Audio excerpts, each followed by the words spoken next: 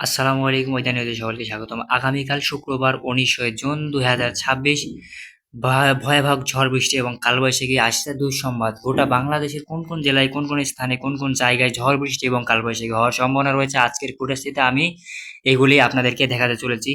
আগামীকাল ১৯ জুন ঢাকা, মিরপুর, পটুয়াখালী, রাজশাহী, রংপুর, সিলেট, খুলনা সহ বেশ কিছু এলাকায় ঝড় বৃষ্টি এবং ভয়াবহ দমকা হাওয়া, বজ্র সহ বৃষ্টি হওয়ার সম্ভাবনা রয়েছে আগামীকাল ১৯ জুন।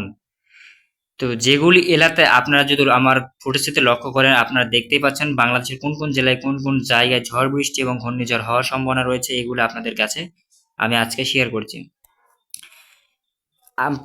ঝড় বৃষ্টির সময় আপনারা কেউ খোলা মাঠে যাবেন না, রাস্তাঘাটে যে যেখানে চলাফেরা করবেন অবশ্যই দেখে শুনে চলাফেরা করবেন। আর ঝড় বৃষ্টির সময় মোবাইল ফোন অবশ্যই বন্ধ করে রাখবেন, কারণ ঝড় বৃষ্টির সাথে মোবাইল ফোনের কানেক্টিং অটোমেটিক সংযোগ থাকে।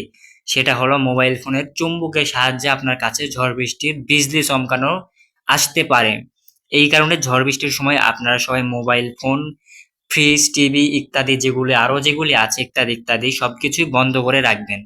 ঢাকা, রাজশাহী, মিরপুর, পটুয়াখালী এগুলি পাহাড়ি অঞ্চলে, যেগুলি এক কথায় পাহাড়ি অঞ্চল যেগুলি আছে এগুলি অঞ্চলে ঝড় বৃষ্টি ৮০%। আগামীকাল সকাল ৬টা থেকে দুপুর ১টা পর্যন্ত ঝড় বৃষ্টির সম্ভাবনা, কালবৈশাখী এবং বজ্রসহ বৃষ্টি হওয়ার সম্ভাবনা আমরা এখানে দেখতে পাচ্ছি।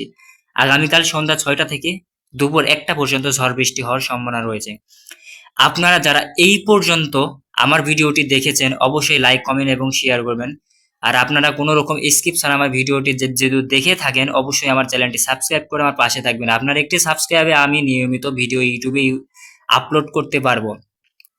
তো আশা করি সম্পূর্ণ ভিডিও আপনারা দেখেছেন। অবশ্যই লাইক, কমেন্ট এবং শেয়ার করবেন। আজকের ভিডিও এই পর্যন্তই ছিল। ওকে, টাটা, সবাই ভালো থাকবেন।